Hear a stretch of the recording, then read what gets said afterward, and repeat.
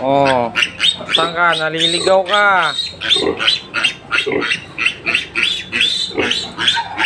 Umiyak. Umiyak. Dali na, dali. So, ganyan sila kagulo guys kapag bagong higa si Mama Pig. Isa naliligaw.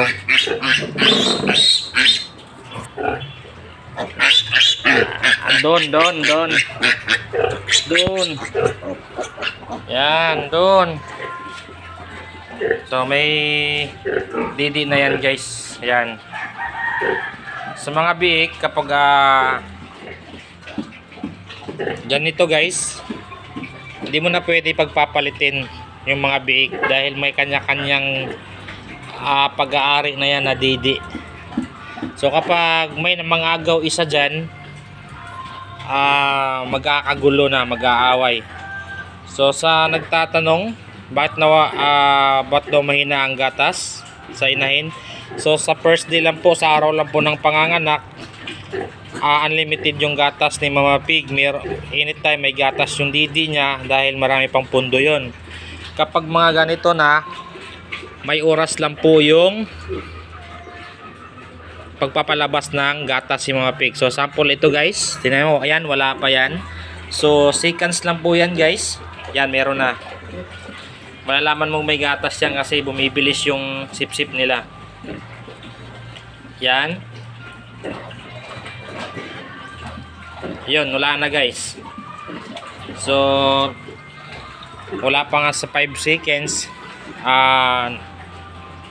ubos na kagad yung gatas. So pag mga ganyan guys, yan, wala nang gatas yan. So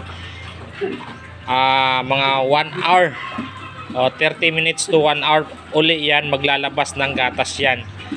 So sa mga baguhan, huwag na kayong magtaka. Ito for example, hindi po unlimited ang gatas ni Mama Pig sa araw ng pangalawa, pangatlo. Ito 3 days yan. So may oras lang po yung paglalabas ng gatas ni Mama Pig.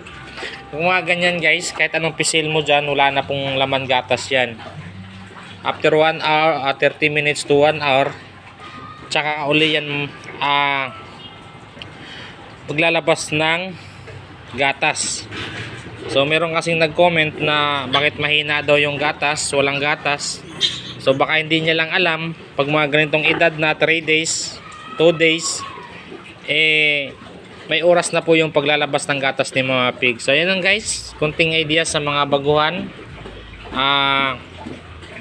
para hindi na po kayo magtataka kung bakit walang gatas na kapag mga ganyan. So yun guys, may oras na po ang paglalabas ng gatas ni Mama Pig. So yan lang guys, maraming salamat.